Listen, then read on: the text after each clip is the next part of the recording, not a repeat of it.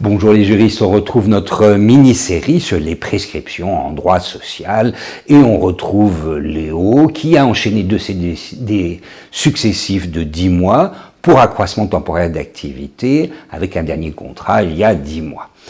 Pour lui, il était en réalité en CDI, pas de variation d'activité, pas de délai de carence entre les contrats, il se considère comme licencié, mais le CPH, le Conseil des prud'hommes, peut-il être encore saisi?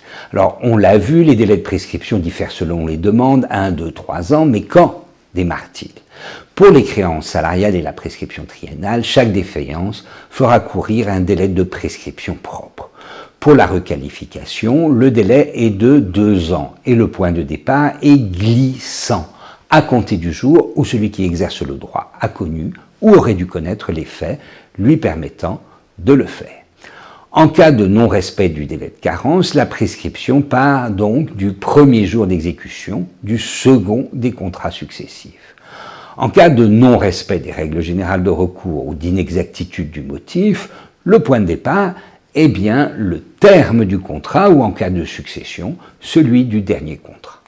Pour la rupture, c'est plus simple, le délai de prescription d'1 an court à compter de la notification de la rupture. Alors qu'en est-il pour Léo?